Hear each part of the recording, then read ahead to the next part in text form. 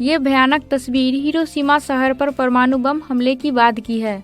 हमले वाली जगह से कुछ दूरी पर दो दोस्त थे जो हमले के बाद नीचे गिरे। एक दोस्त ने अपने दूसरे दोस्त को उसके कंधों से उठाने की कोशिश की, लेकिन हाथ में उनके कंधे का मांस आ गया और फिर वो नीचे गिर पड़े। उस समय तक लोगों ने परमाणु बम का नाम तक नहीं सुना था। उन्हें लगा कि आसमान में सूरज फट गया है। 20वीं सदी में इंसान के आविष्कार और भयंकर हिंसा की हदें आपस में टकरा गई। उनके टकराने से इंसान बहुत बड़ी उलझन में पड़ गया कि क्या करे क्या न करे। पूरी दुनिया में राज करने के लिए 3 बड़ी विचारधाराएं आपस में लड़ रही थी: पूंजीवाद, साम्यवाद और फासिज्म। 1933 में लियो जिलार्ड ने nuclear chain reaction theory propose करी। लियो जिलार्ड को शक था कि जर्मन भी परमाणु बम पर काम कर रहे होंगे, इसलिए उन्होंने प्रेसिडेंट फ्रैंकलिन डी रूजवेल्ट को आगाह करने के लिए एक पत्र लिखा, जिसमें अल्बर्ट आइंस्टीन के भी साइन करवाए गए। प्रेसिडेंट रूजवेल्ट इस पत्र को बहुत ही सीरियसली लिए और एक नए प्रोजेक्ट की मांग की, जिसको नाम दिया गया द मैनहट्टन प्रोजेक्ट। 7 दिसंबर 1941 को जापान ने अमेरिका के पर्ल हार्बर पर हमला कर दिया। इस हमले में 2403 सैनिक मारे गए, वही 1178 जख्मी हुए थे। इस हमले के बाद कुछ ही दिनों में 9 जनवरी 1942 को प्रेसिडेंट रूजवेल्ट ने द मैनहट्टन प्रोजेक्ट को आधिकारिक रूप से मंजूरी दे दी, जिसका लक्ष्य था 1000 दिनों के अंदर परमाणु बम तैयार करना। इस पूरे प्रोजेक्ट को लीड करने के लिए चुना गया लेफ्टिनेंट जनरल लेस्ली ग्रोव्स को। उसने सबसे पहले इस प्रोजेक्ट के लिए रॉबर्ट ओपेनहाइमर को साइंटिफिक डायरेक्टर नियुक्त किया। ग्रोव्स ने बिना समय बर्बाद किए हुए अपनी तैयारियां शुरू कर दी। लॉस एलामोस में लैब बनाई गई जो शहर के मध्य में था, ताकि किसी को शक न हो। वहां एक समय में 6 नोबेल पुरस्कार विजेता काम कर रहे थे। करीब 3 साल की मेहनत और आज के हिसाब से $25 बिलियन खर्चे के बाद 16 जुलाई 1945 को न्यू मैक्सिको में रेगिस्तान के बीच बम टेस्ट करने के लिए एक जगह चुनी, जिसे नाम दिया गया द ट्रिनिटी साइट। ओपेनहाइमर, जो पूरे प्रोजेक्ट के साइंटिफिक डायरेक्टर थे, बम की शक्ति को देख खुद डर गए। उन्होंने रोते हुए भागवत गीता का एक कोड श्लोक करते हुए कहा, श्री कृष्ण अर्जुन को अपना कर्तव्य पालन करने के लिए बोलते हैं, उन्हें प्रभावित करने के लिए अपनी कई भुजाओं वाला रूप धारण कर लेते हैं और कहते हैं, अब मैंने दुनिया को खत्म करने वाला रूप धारण कर लिया है। Few people cried.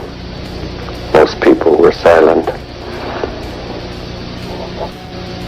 I remembered the line from the Hindu scripture, the Bhagavad Gita. Vishnu is trying to persuade the prince that he should do his duty, and to impress him takes on his multi-armed form and says, now I am become death, the destroyer of worlds. I suppose we all thought that one way or another.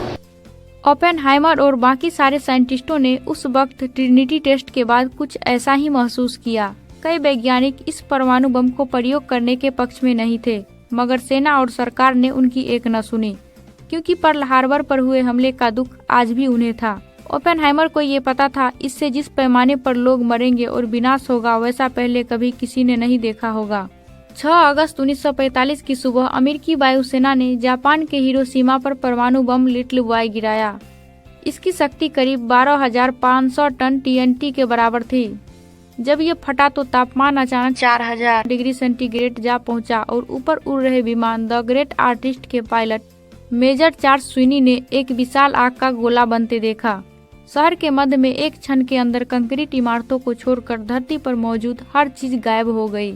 विस्फोट का असर इतना तेज था कि ground zero से 15 kilometre दूर तक इमारत के खिड़कियों के शीशे चकनाचूर हो गए। हिरोशिमा शहर के 2/3 इमारतें 1 सेकंड के भीतर ध्वस्त हो गई। कई किलोमीटर तक आग की एक आंधी सी फैल गई। एक क्षण में 80,000 लोगों की मौत हो गई और 3 महीने के अंदर मरने वालों की संख्या 1,40,000 हो गई। बम गिरने के केंद्र बिंदु के 1 किलोमीटर क्षेत्र के दायरे में कोई भी चीज नहीं बची, या तो भाप बन के उड़ गई या कार्बन बन गई। इस परमाणु बम हमले के बाद भी जापान ने युद्ध में आत्मसमर्पण नहीं किया। उसने कहा, जापान हार मानना नहीं जानता। उसके बाद 9 अगस्त 1945 को नागासाकी पर एक और परमाणु बम गिराया गया, जिसमें तकरीबन 74,000 लोग मारे गए थे। इस विस्फोट के बाद परमाणु विकिरण के संपर्क में आने और विस्फोट के बाद हुई काली बारिश से भी दोनों शहरों में भी हजारों लोगों की मौत हो गई। परमाणु विकिरण के वजह से हजारों लोग वर्षों बाद भी मरते रहे। जापान दुनिया का एकलौता देश है जिसने परमाणु के त्रासदी को झेला है। परमाणु हमले के बाद तत्कालीन अमेरिकी राष्ट्रपति हैरी ट्रूमन ने दुनिया को बताया जो बम हिरोशिमा पर गिराया गया है उस वक्त के तब के हमलों में इस्तेमाल दूसरे बमों से 2000 गुना ज्यादा शक्तिशाली था। दूसरे परमाणु हमले के 4 दिनों बाद जापान ने 14 अगस्त 1945 को आत्मसमर्पण कर दिया।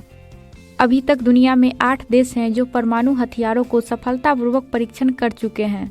तो अब हम बात करेंगे किस देश ने कब किया परमाणु परीक्षण। नंबर 1 पर है अमेरिका। इसने 16 जुलाई 1945 को परमाणु बम का सफलतापूर्वक परीक्षण किया। नंबर 2 पर है सोवियत यूनियन।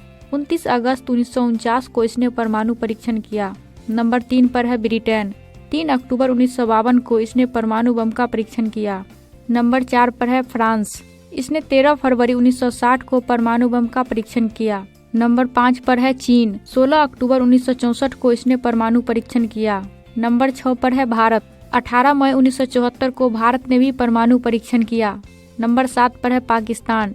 इसने 28 मई 1998 को अपना पहला परमाणु परीक्षण किया। नंबर 8 पर है उत्तर कोरिया। 9 अक्टूबर 2006 को उत्तर कोरिया ने भी परमाणु परीक्षण किया। See you again in the next video.